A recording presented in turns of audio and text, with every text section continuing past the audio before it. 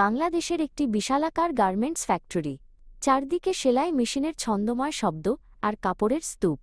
এই যান্ত্রিক কোলাহলের মাঝেও সবাই জানে যে একটি নির্ভুল ক্যালকুলেশনই নির্ধারণ করে ব্যবসার লাভ বা লোকসান।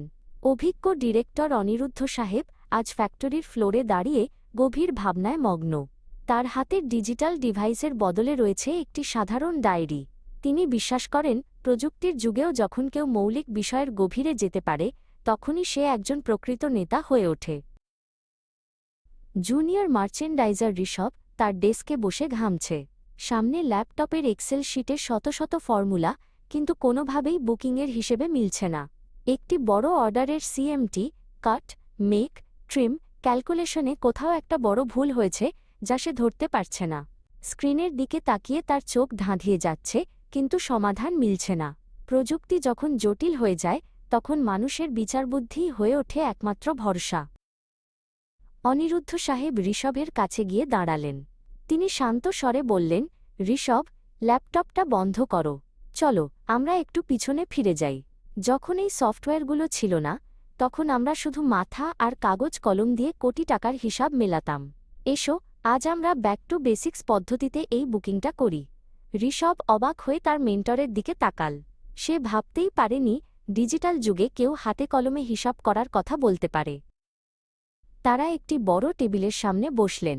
অনিরুদ্ধ প্রথমে কাট বা কাপড়ের অপচয় কমানোর হিসাবটা বোঝাতে শুরু করলেন। তিনি কাগজের ওপর মার্কার এঁকে দেখালেন কিভাবে প্রতিটি ইঞ্চি কাপড় বাঁচানো যায়। তিনি বললেন, কাগজে কলমে যখন তুমি ফেব্রিক কনজাম্পশন বের করবে, তখন কাপড়ের প্রতিটি সুতোর গুরুত্ব তুমি অনুভব করতে পারবে। এটি শুধু অঙ্ক নয়, এটি সম্পদের সঠিক ব্যবহার।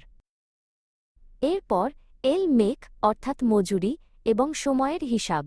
ঋষভ দেখল, একটি শার্ট সেলাই করতে কতজন দক্ষ শ্রমিক আর কতটা সময় লাগে তা হাতে কলমে হিসাব করলে প্রোডাকশন লাইনের প্রকৃত চিত্র ফুটে ওঠে।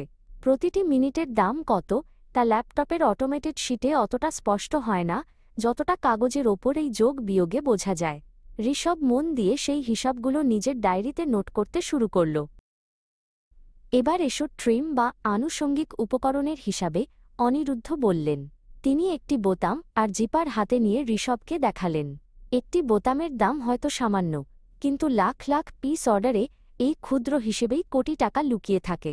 থ্রেড কনজাম্পশন থেকে শুরু করে কার্টন বুকিং সব যখন নিজের হাতে করবে, তখন কোনো সফটওয়্যার তোমাকে ভুল পথে চালিত করতে পারবে না। ঋষভ বুঝতে পারল, সূক্ষ্ম বিষয়গুলোই পেশাদারিত্বের মূল ভিত্তি। হঠাৎ ঋষভ চিৎকার করে উঠল, স্যার, আমি ভুলটা পেয়েছি।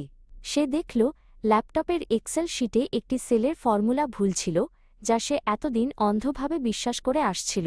হাতে কলমে হিসাব করতে গিয়ে তার নিজের চিন্তাশক্তি সক্রিয় হয়ে উঠেছে। সে বুঝতে পারল, প্রযুক্তি সহায়ক মাত্র, কিন্তু মেধা ও মৌলিক জ্ঞানই চূড়ান্ত সিদ্ধান্ত দেয়।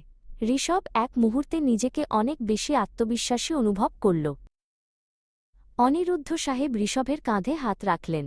মনে রেখো ঋষভ, একজন সফল লিডার বা সিইও হতে হলে তোমাকে গ্রাউন্ড লেভেলের অঙ্কটা জানতে হবে। যখন তুমি লিঙ্কডইন বা ফেসবুকে নিজের কাজের কথা শেয়ার করবে, তখন লোকে দেখবে তোমার জ্ঞানের গভীরতা কতটা। যে জানে কেন একটি সুতোর দাম পরিবর্তন হচ্ছে, তার ব্র্যান্ড ভ্যালু অন্যদের চেয়ে অনেক বেশি।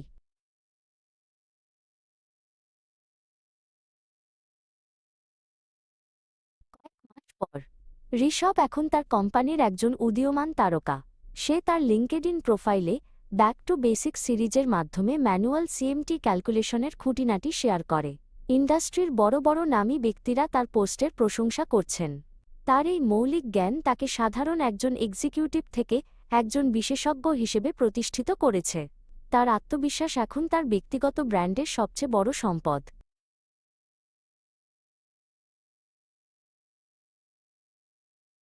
দিনের শেষে ঋষভ তার ল্যাপটপ ব্যবহার করে ঠিকই, কিন্তু এখন তার কাছে তার হাতে লেখা সেই ডায়েরিটি সবচেয়ে মূল্যবান। প্রযুক্তির গতির সাথে মৌলিক জ্ঞানের স্থিরতা মিশিয়ে সে আজ সফল। সে জানে গার্মেন্টস ইন্ডাস্ট্রিতে টিকে থাকতে হলে শুধু যন্ত্রের ওপর নির্ভর করলে চলে না, হৃদয় এবং মস্তিষ্কে পেশার প্রতিটি অঙ্ক গেঁথে রাখতে হয়। এটিই তার পেশাদারিত্বের আসল বুনন।